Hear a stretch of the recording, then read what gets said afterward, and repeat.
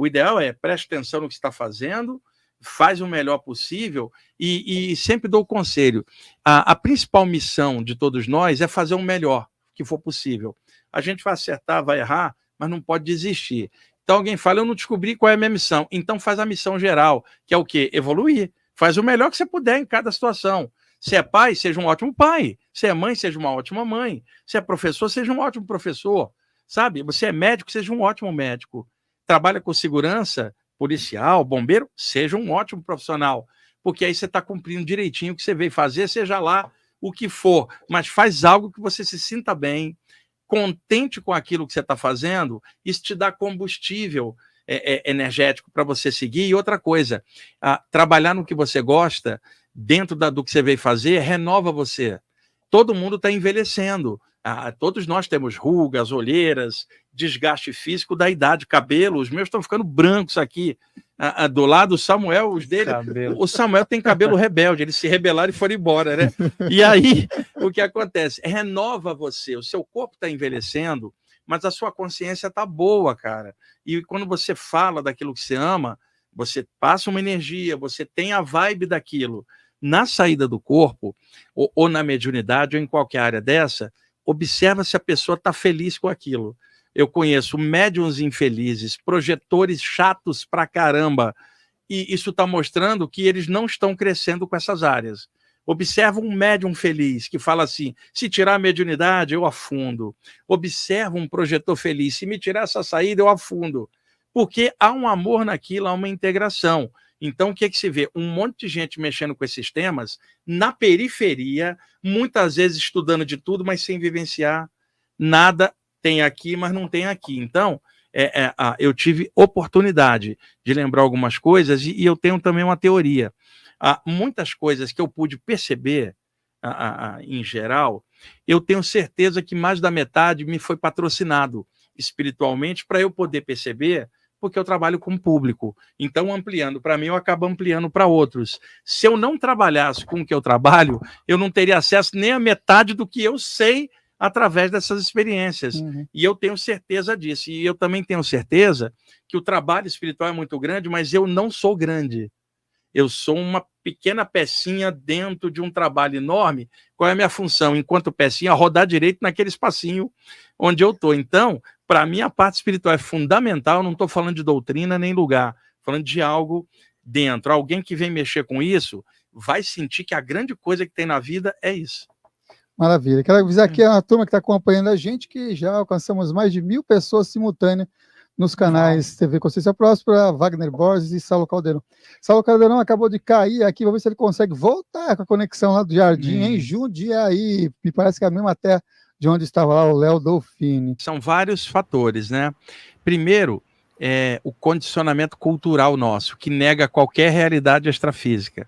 Segundo, ideias de terror implantadas na infância, tipo, por exemplo, o Zaoma, a figura do capeta, do diabo, já como condicionamento, a pessoa começa a ter medo de algo invisível desde a infância. Ou medo de espíritos, por exemplo. O medo da morte, ele é diferente do medo de morrer. O medo de morrer é biológico, é o instinto de sobrevivência. O medo da morte é inserido na mente, por cultura.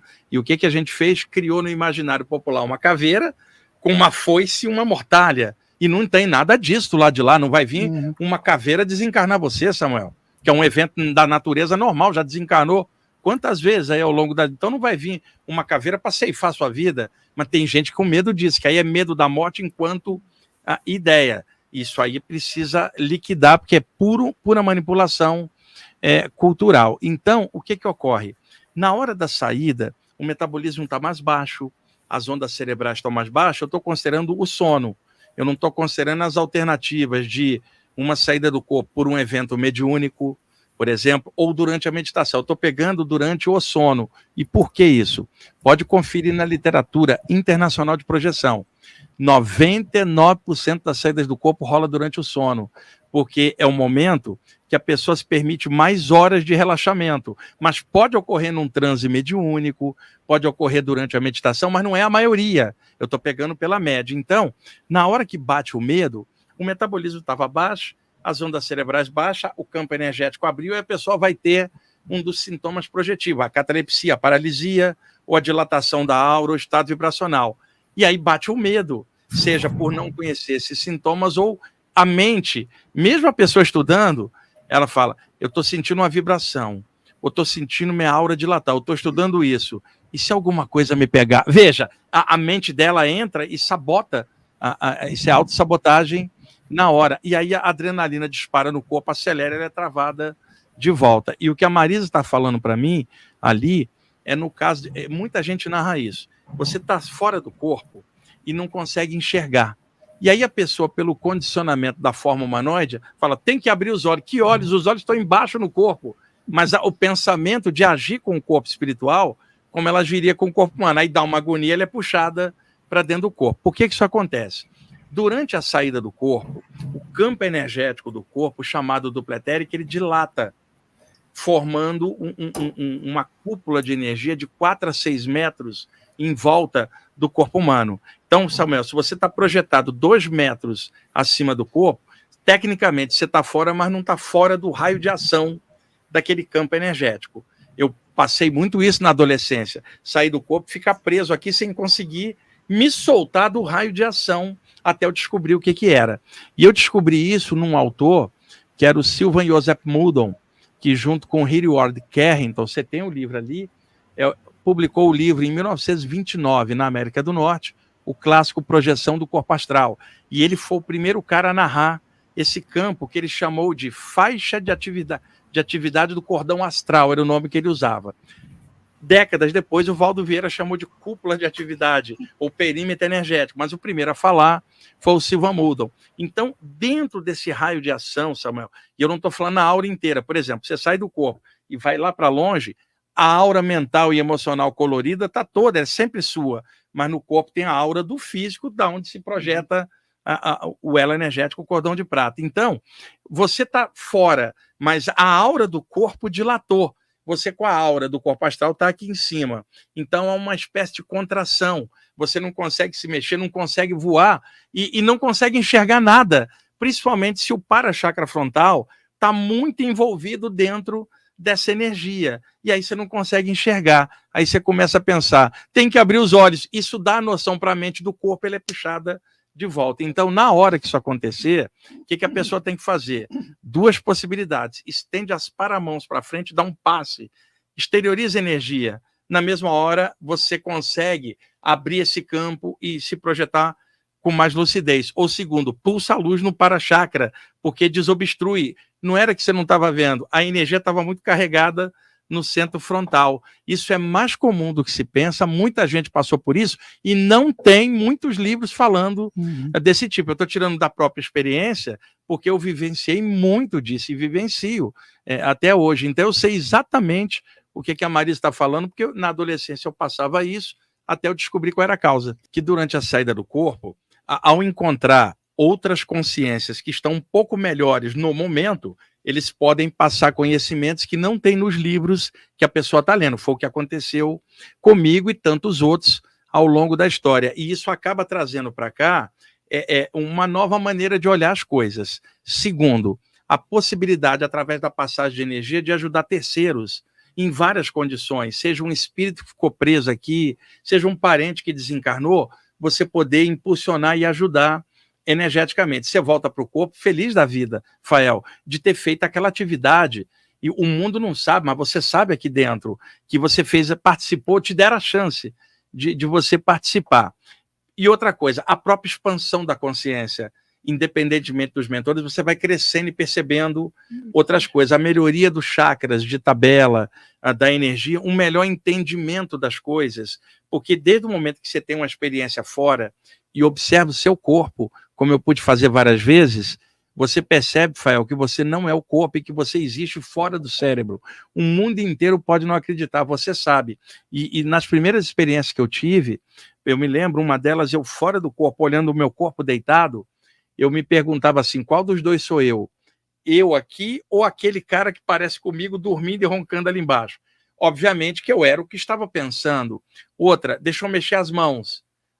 Mexi as mãos aqui, não mexi as mãos do corpo. Claramente eu era um ser fora do corpo, sem controle sobre a matéria, que o metabolismo estava relaxado, claramente eu era uma consciência extrafísica. Então, isso quebra aquela ideia de que é o cérebro que produz o pensamento, e com o tempo, vendo pessoas que já passaram daqui para lá, você começa a descobrir que morte é apenas uma ilusão neste plano, porque a pessoa continua viva em outro veículo de manifestação do lado de lá. E o mais importante, Samuel, que foi assim para mim, eu tinha 17 anos, estava tendo saídas do corpo desde os 15, mas só estava saindo e vendo as coisas do aqui e agora. Eu não tinha visto nada espiritual.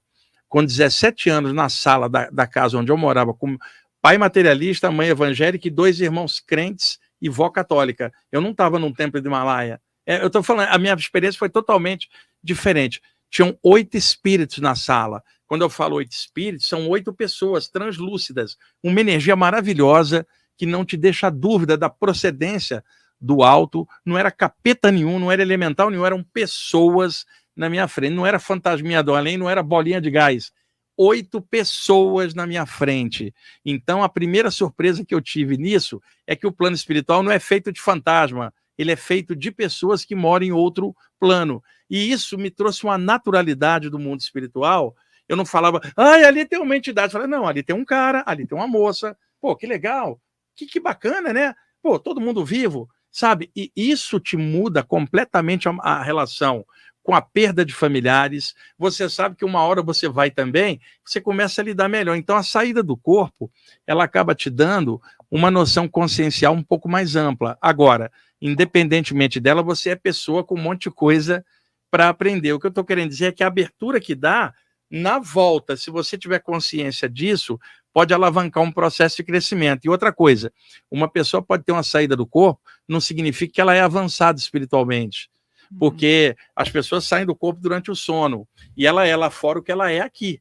Então, pode ter uma pessoa mal intencionada, né? Mas ela não vai ter acesso a outros planos, ela vai ficar gravitando por aqui, porque a densidade dela é grossa. Mas fenômenos paranormais não são o verdadeiro desenvolvimento espiritual, porque uma coisa é o conjunto das capacidades parapsíquicas, clarividência, mediunidade, projeção. A outra coisa é o conjunto de valores que você desenvolve no teu caráter, paciência, amor, sabedoria. Então pode ser, Fael, que alguém desenvolveu uma capacidade parapsíquica e não desenvolveu a qualidade de caráter para lidar com aquilo. Ela vai se enrolar com a capacidade paranormal. Então, desenvolvimento parapsíquico não é desenvolvimento espiritual.